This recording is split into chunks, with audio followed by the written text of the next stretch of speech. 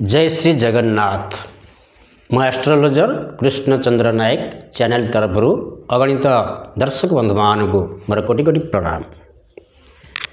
आज विषय वस्तुटी हूँ जो मानू अधिक परिमाण रे रोग लगी रोचे जेते औषध सेवन कले मध्य किछि सुफल मिलूना ता सहित जो मानू प्रेत बाधा बा प्रेत कोप मध्य लगी रोची सेमानक पाई एक सुंदर विषय वस्तु आज यही वीडियो रे आपनक निकट रे उपस्थापना करबा को जाउअछि।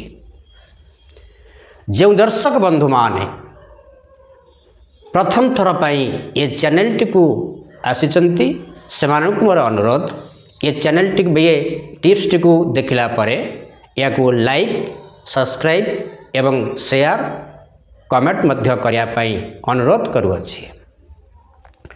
चलंतु दर्शक बंधु आज विषय वस्तु को आलोचना करिया पाई जिबा। जो मानू अधिक परिमाण रे विभिन्न प्रकार कष्टसाध्य रोग हेउची जेते प्रकार औषध सेवन कले मध्य सेमानकर रोगरू उपशम मिलू नाही से माने यही कामटी करंतु। जेकोसी शुभ दिन रे एक कार्यटी आरंभ करि परिबे। माने रखंतु जेकोसी शुभ दिन रे एक कार्यटी आपण आरंभ करि परिबे। सामग्री कोन माने रखंतु आपनकर लूण 200 ग्राम लोबान 200 ग्राम। लोबान कहले आपनकर पूजा पूजी सामग्री मिलूची दुकान मानक मिलिबो लोबान। आपनकर लोबान 200 ग्राम लूण 200 ग्राम खाइबा लूण 200 ग्राम एवं ता सहित आपनकर होची कोन ना विशेष करिकिनी आपनकर हला विशेष भाव रे हेउची गोटे जिनिस आपनकर होची गुगुळ। गुगुळ मध्य 200 ग्राम। माने रखंतु लोबान 200 ग्राम लूण 200 ग्राम लोबान ता सहित आपनकर गुगुळ 200 ग्राम एकत्र कौन करिवे ताहाकू कुटी भल भाव रे गुंड करदेवे। ता सहित गुंड कला परे 100 ग्राम रो देसी गाईर घी ए गुंड रे गोळेई देई 40 टी पुड़िया तैयारी करिवे। ए 40 टी पुड़िया को आपण निज घरे साइती रखिबे एवं प्रत्येक दिन संध्या समय रे आपणकर पूजा घरे गोटे हवन कुंड किंबा एक माटी सरा रखिदेवे।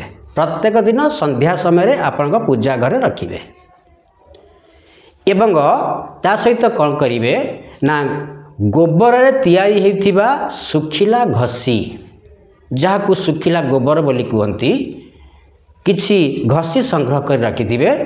से हवन कुंड किंबा माटी सरारे से घसी खंडे भांगी दे रखिदेवे।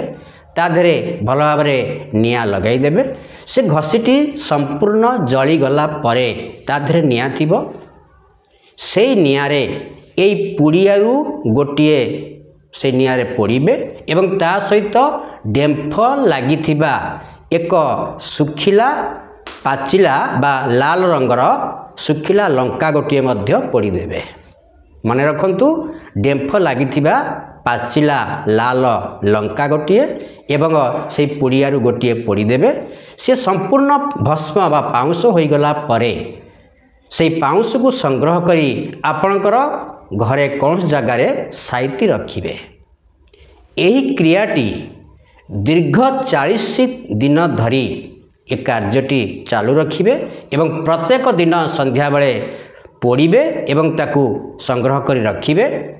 40 दिन पूर्ण होई गला परे एई पाउंस तक सबू एकाठी करदेबे एवं या दिहरु एई पाउंसरु आपण अधिकांश बा अधिक पाउंस नेई नदी रे भसाई देबे आउ किछि पाउंस आपणक घरे रखिबे।